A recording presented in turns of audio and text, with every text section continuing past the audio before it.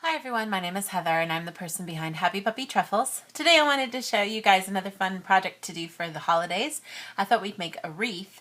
Now there's a couple different variations of ways we can do this using some of the traditional origami that we've looked over throughout the year. And if you recall, there was one kind of modular origami that was a snake. And for that particular origami, I thought we'd use that and just extend it until it meets up in the middle. I'm using paper here, and you can kind of see I used 4 different colors, and you need 80 sheets of paper of this, so it does take a little while to work out all the parts that you need for it. My paper pieces are 7.5 by 7.5 centimeters, and like I said, I need 80 of those. And you can certainly use just one color, you could use 2, it's all up to you guys of how you want to do things. What I've decided to do for mine, because I did have these colors and I wanted to kind of mix things up a lot, when I folded the pieces and put them together, I put them in a certain order. Now, I'll put the video so you guys can look at how to make the snake again if you want to see how to do it. But it's a pretty simple process of just folding your paper in half, diagonally once, and then in half diagonally again. And then you're going to take 2 opposite sides and bring them to the center. And kind of get those 2 points brought together. Fold it in half so that you get a little trapezoid shape. And then on half of the pieces, you want to fold the right side up first and flip it over so that the right side is up. And then on the other pieces here, I could kind of show you guys, I'll show you this piece here. On the second piece, you're just going to do the opposite way. That kind of helps you know what you need for stuff here.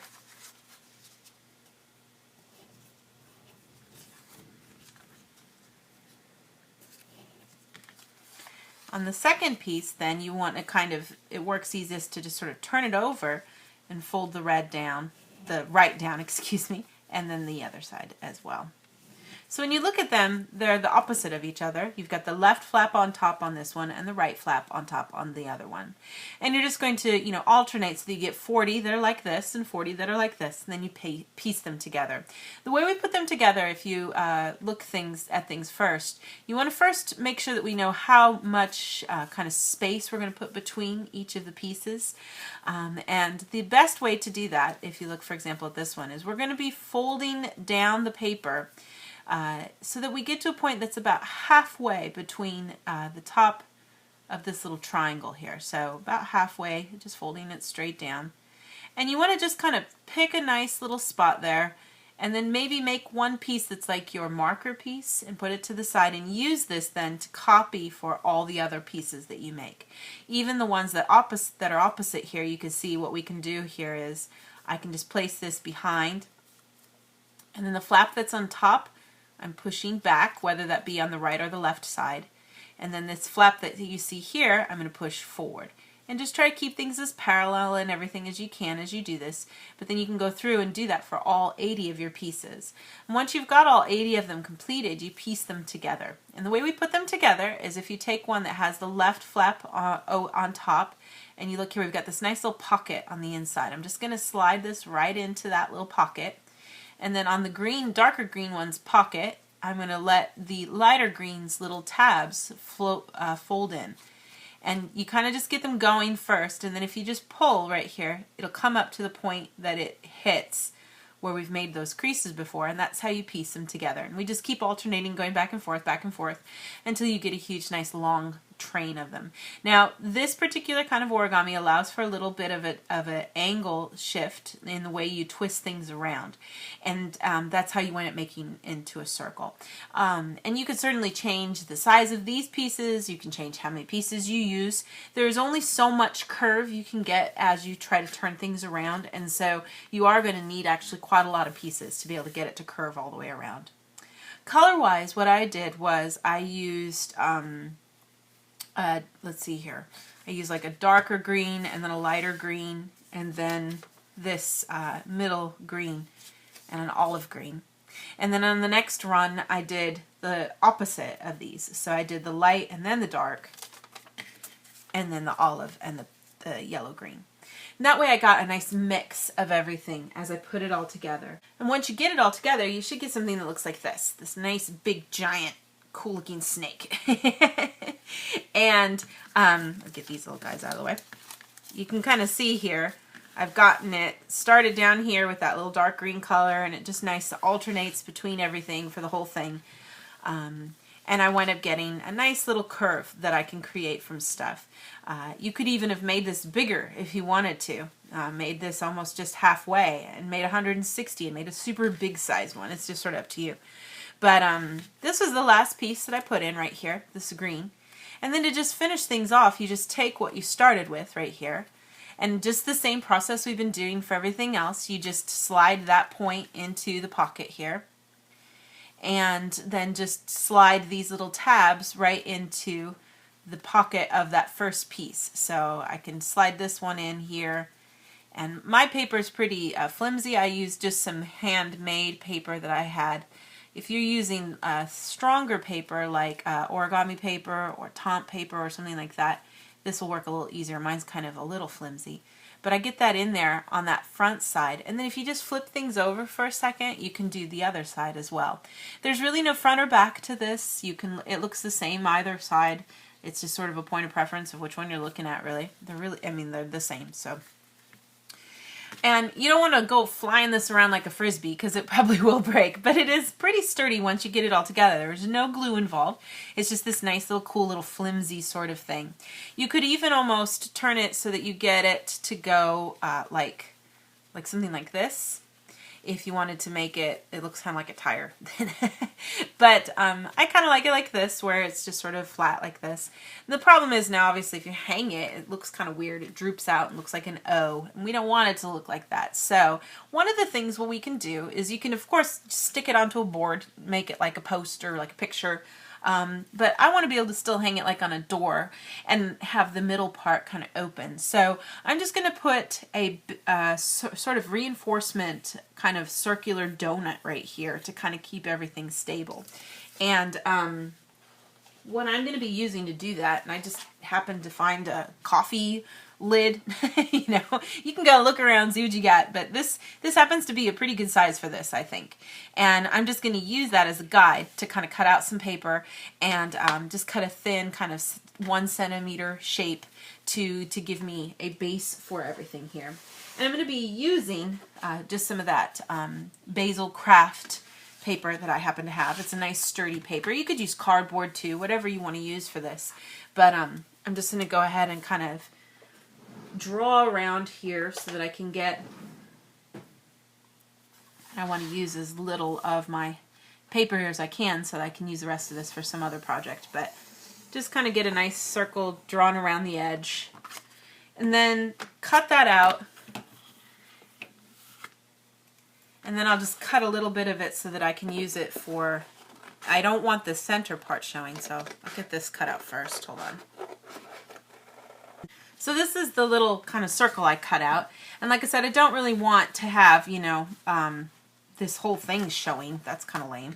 So I'm just going to cut a little bit of this out. And, you know, you could use an X-Acto knife and cut it or whatever. I'm just going to fold in half just because that's going to be a little easier to do.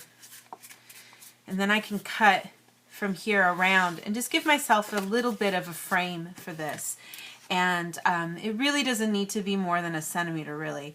And this doesn't have to be perfect because this is essentially the back of your project. So, you know, don't worry if it gets a little fatter in areas and stuff like that. It doesn't really matter. You've got a little bit of room to work with for this space in the back so that you can get what you want here. So I get this nice kind of base that I'm going to use for my circle. And ideally what we're going to be doing then is just gluing that right along this little frame that you see here to kind of give this some final finished shape. So I'm just going to take some random paper that I've got here that I can use so that I don't get glue all over my table. That's like way too many sheets, but that's okay. So if I just take my glue stick here and go all the way around.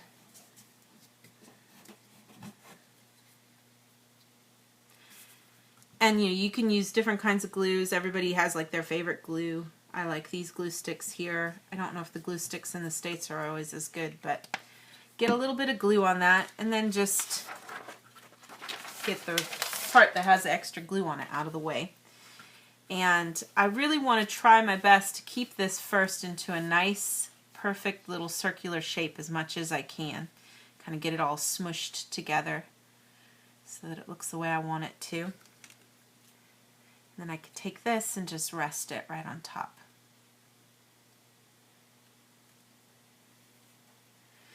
And just put a little bit of pressure.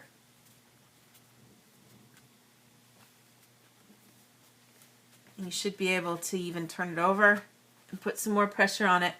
And this should just give a little bit of what we need to keep it from then kind of falling apart again. And you get this nice solid shape then that won't expand because of the modular part of the origami. So now we've got a nice little wreath that we can hang on our door. And I thought just to add a little bit to finish things off, I'd put a little ribbon on it to make it look kind of cute. And this is just the origami ribbon. I used just regular old 15 by 7.5 paper. Oops, my pen's not very good.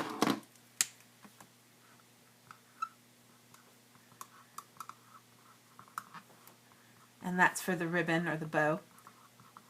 And then I have the other half of that left over here. And I thought it'd be kind of cool to add a little extra to the bottom of this to kind of make it look like not just a bow tie, but an actual ribbon. So I'll put a little link here so you guys can your memory can be refreshed if you need to know how to make this ribbon.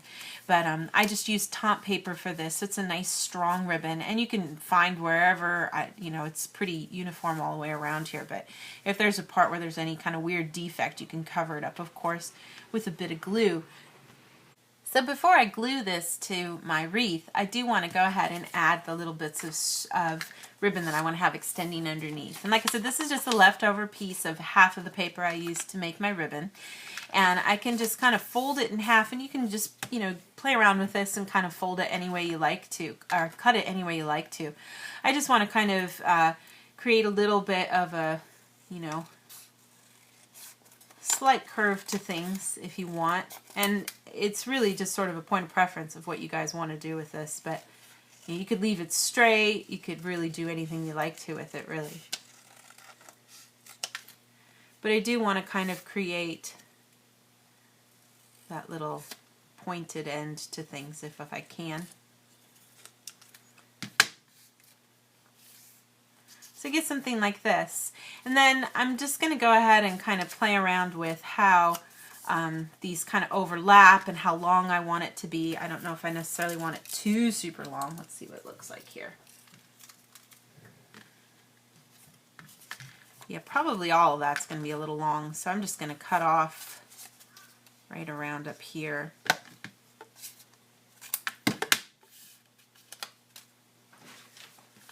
And it's a good idea to first make the ribbon and then go ahead from there and glue it all on when you're done. And that way you can eliminate any parts that are funky and overlapping.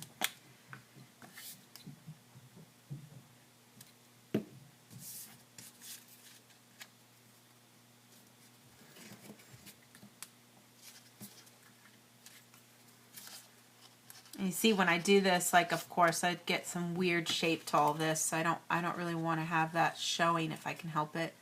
So you can kind of curve it around to get a cleaner edge to stuff. And then put this right at the top if you like.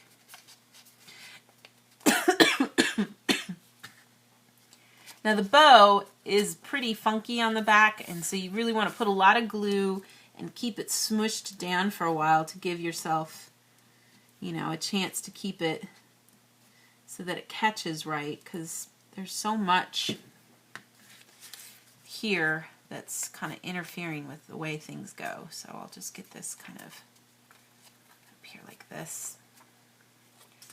And then that gives you now a little easier space to work with for gluing to the actual wreath, because we've got a nice kind of back to it now. And you could choose then where on the wreath to have this going. Like that should be good. But that should kind of give you a nice little finished wreath then, with the using just that modular snake origami from the traditional origami, making it a little bit bigger and connecting it into a wreath, giving it a little reinforced back with that little extra bit of paper, and then just adding a little bow and some extra kind of ribbon there trailing down at the end for a fun little decoration for the holidays. Have a lot of fun with this. Use lots of different paper. It looks really cool when you use Christmas wrapping paper too to make these. And even though it's a lot, it's 80 pieces. You know, I finished it in a couple hours yesterday, so I think if you know, hanging out and you're bored at grandma's house and you don't have anything else to do, making these can be fun. So, and yeah, I hope you guys all have a very happy holidays, and I'll have some more fun projects for you guys coming up in the weeks to come. Thanks again so much for watching.